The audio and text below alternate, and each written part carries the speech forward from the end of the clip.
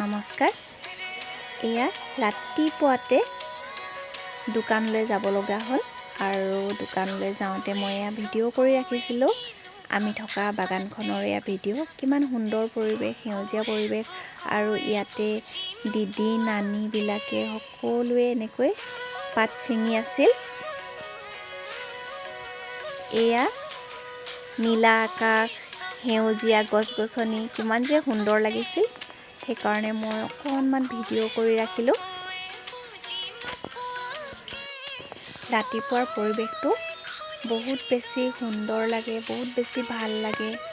এয়া বাগানৰ ফেক্টৰী পাবৰ হ'ল, আৰু এয়া স্কুলত সৰু সৰু অকণমানি ল'ৰা ছোৱালীবিলাকে বাগানৰ স্কুললৈ ওলাইছিল, আৰু এইফালে সকলোৱে ডিউটি কৰি আছিল, সকলোৱে ডিউটি হৈ আছিলে ৰাতিপুৱা। মই অকণমান ভিডিঅ' কৰি ৰাখিলোঁ।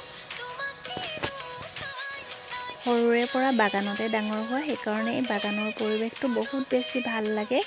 আমি সৰুৰ পৰা পোৱা এই বাগানীয়া পৰিৱেশ, আৰু এইখন ট্ৰেইন, আমি সৰুৰ পৰা ট্ৰেইন দেখিয়ে থাকোঁ। আৰু এইফালে মই দোকানৰ পৰা আহিয়ে এইফালে দিদিজনীক লগ পালোঁ। মই ক'লোঁ অকণমান ভিডিঅ' কৰি থওঁ বুলি, কাৰণ এই দিদিজনীৰ লগত আমাৰ সৰুৰ পৰা এটা সম্বন্ধ আছে।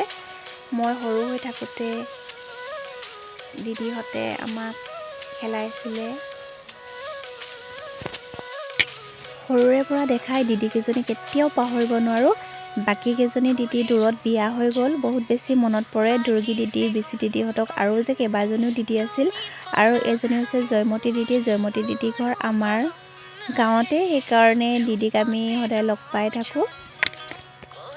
ঘৰলৈ যাওঁতে যেতিয়া দোকানৰ পৰা মই ঘৰলৈ গৈ আছিলোঁ, তেতিয়া দিদিজনীক পাত ছিঙি থকা দেখিলোঁ আৰু ক'লোঁ দিদিক অকণমান ভিডিঅ' কৰি থওঁ বুলি।